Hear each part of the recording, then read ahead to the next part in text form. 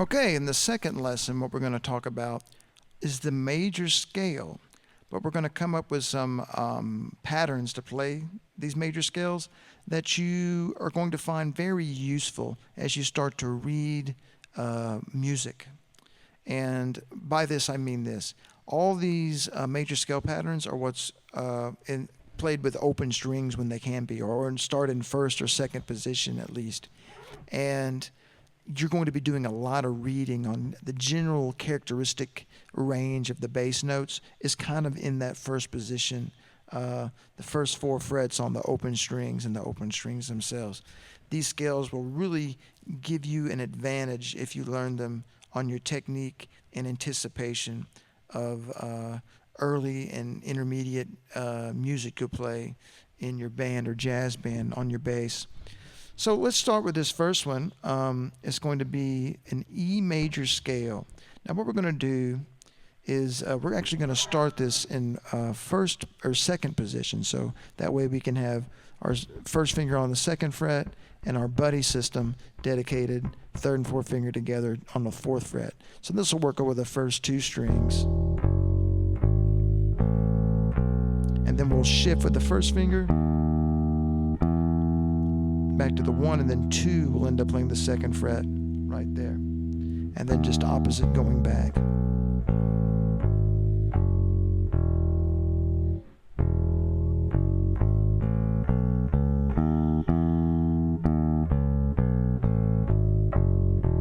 Notice it's not too fast. I'm always more worried about the connection of every adjacent note.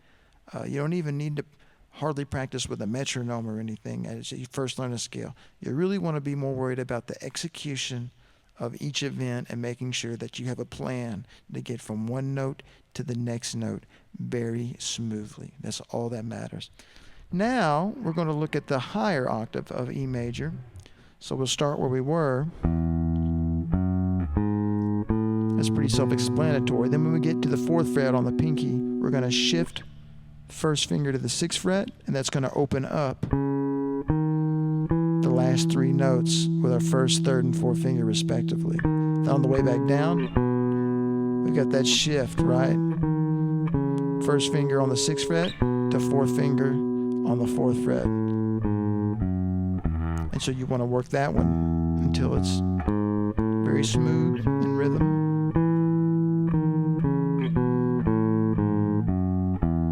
And then on any of these ones that are two octaves, you can put them both together like this.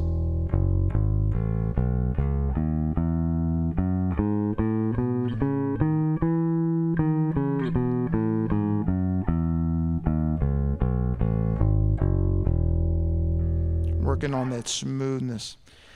These shifts that you'll find in a lot of these scales on shifting up the G string are the first way that a bass player is taught how to access the higher registers. When you run out of frets, you learn these scales and you'll learn the habits and instincts that you need to shift up and down the G string in a proper way, in an efficient way. Let's look at the next scale up a half step going to F major. So here we have buddy system again on the third fret. So this low octave goes like this.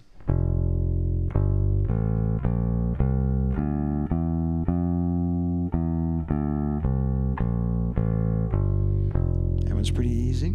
And the high octave, similar thing to E major. We just shifted up for the last three notes, then shifted to the pinky, and it set us up for the rest of it. And then you can keep going, of course, down and get both octaves on that one. So that's E major and F major are very similar in the skills that you need to shift on that G string. Now, here's our first kind of really hard scale. Now, the F sharp major doesn't have any open notes. And because it doesn't have any open notes, we don't get like a free note. So every note has a left-hand finger that it has to be played. So we're going to start this one in first position, and we'll have to reach just 2 to 4 on those fingers and frets. And basically, until we get to shifting up the G string, whatever fret it's on is going to be the finger that plays it. So this one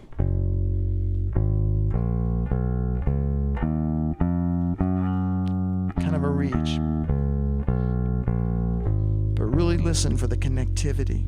That's the goal here. You want the notes to be very smooth, very connected. Now, on the higher up we go, you want to use this 1-3, 1-3 shift twice in a row. And then you'll get the last three notes, 8, 10, 11. So this will look like this. 1, 3, 1, 3, 1, 3, 4. Then you go backwards. 3, 1, 3, 1. Now this can be learned to play a little quicker, so don't worry about it being too many shifts. I think I missed a note there.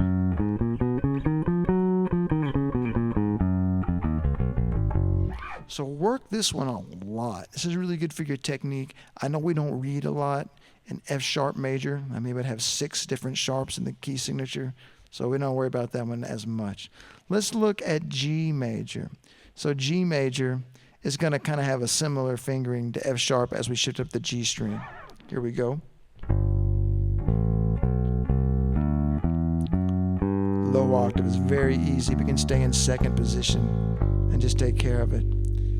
So now, when we get to the high G though, we have to do that 2-finger shift and then the 3 fingers, just like the F sharp major scale.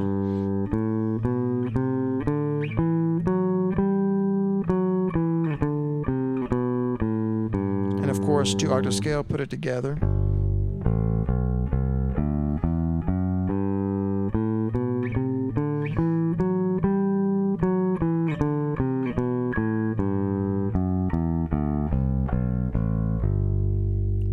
Nothing to it.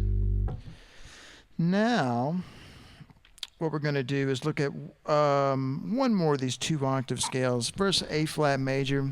This one's kind of a bother again because it only has one open string, and that's the high G open G string. So you have to play 1 finger per fret, unfortunately, on A flat major in this position. Here it is.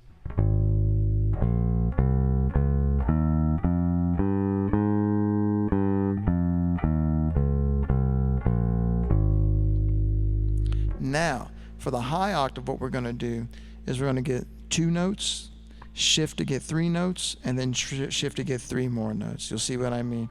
So here's 2 notes, shift 3 more, then 3 more.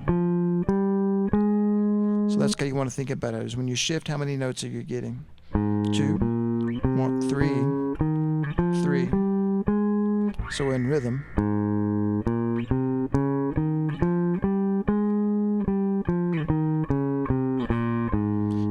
Practice those shifts. Remember to lead with your eyes and really listen for that connectivity. And of course, put it all together from the low octave.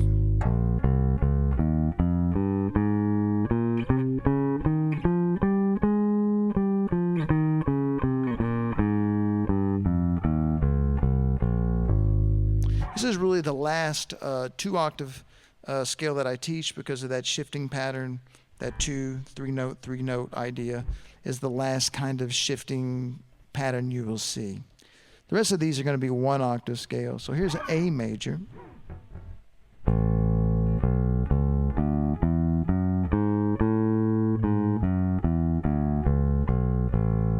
Notice it's just like the E major pattern, except we started on the A string.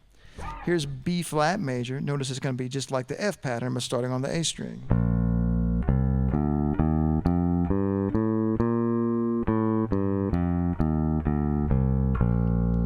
B major will feel just like F sharp major did, but it starts on the 2nd fret of the A string and not the low E.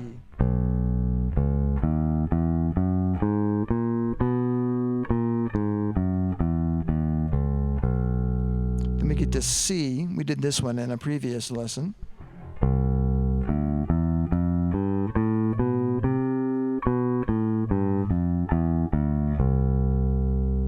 D flat major.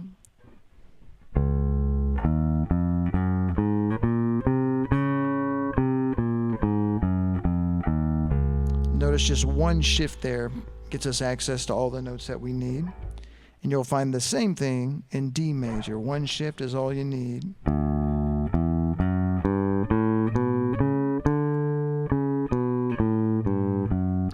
that one's not even really just a cold shift. It's just what's called a guide finger. So the finger just shifts up and plays, as opposed to a shift that just cold, grabs another note. And then finally E flat major. We're going to need a real shift for this, and so we'll play 2 notes and then 3 notes, kind of like we did on the A flat major scale, but a little different fingering.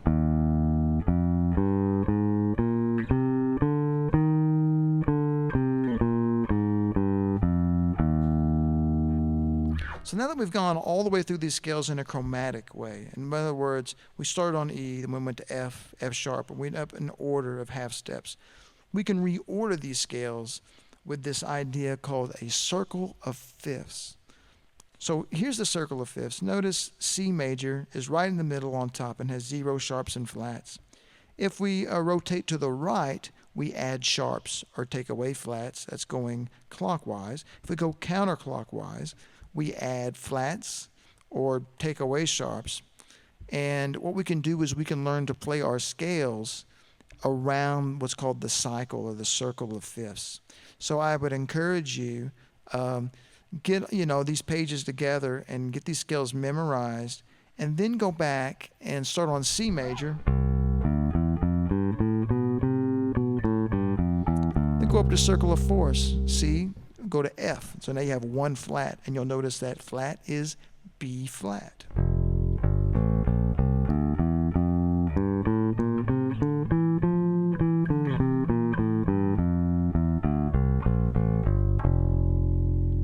And then in the next cycle over would be a 4th up would be B flat. B flat has 2 flats. So notice every time we move a 4th up, we add a flat to the key signature.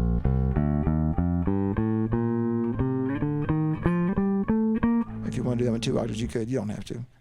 But the whole point is you can learn this cycle of fourths. And it's easy to remember because the next note is a 4th up is always going to be like the same fret, but the next highest string note name. So that'll help you find the fourths as you move around the cycle. You can also try it by moving in order of fifths.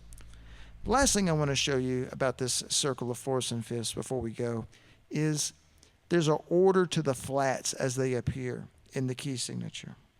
The flats are in B, E, A, D, G, C, F. Notice the first flat we encountered on the F major scale was the B flat. That's because B is always the first flat, accidental.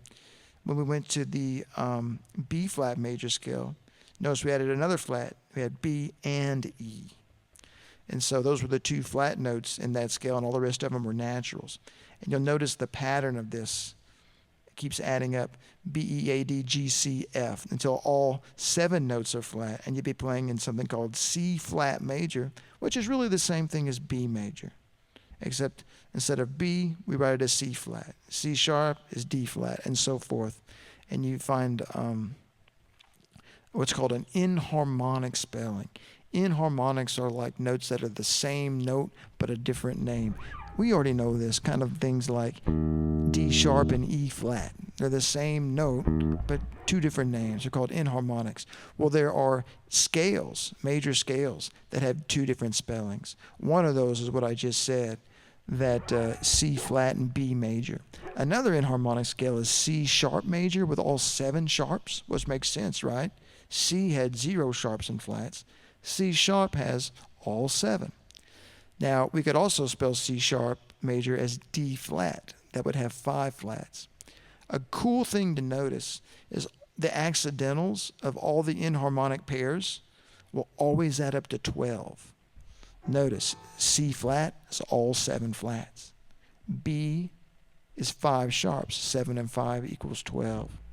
C sharp is all 7 sharps. D flat, 5 flats. 7 and 5 equal 12. The last inharmonic key is F sharp and G sharp. F sharp had 6 sharps. G flat had 6 flats. 6 and 6 is 12. That's an easy thing to help you remember those inharmonic keys. Another really good trick to help you memorize keys that are on opposite sides of the circle of fifth is they add up to 6. Here's what I mean. A major and A flat. So A major has 3 sharps, and A flat has 4 flats. They add up to 7 every time. E major, 4 sharps. E flat major, 3 flats. 7, 4, and 3. Let's do one that's a little far out. How about F major and F sharp? 1 flat versus 6 sharps equals 7. How about D major, 2 sharps, D flat? Yep, you guessed it, 5 flats. So those kind of, comparing a natural to a sharp key or a natural to a flat key is always going to add you up to 7. So remember that. That'll kind of help you remember the key signatures on some of these more distant keys with more accidentals. So that's all we have on these major scale patterns that start in open positions. Remember to practice them chromatically in order as written, then also go back and go around the circle of fifths and fourths and practice them as well, and you'll see things in a different way as you keep up with the note names.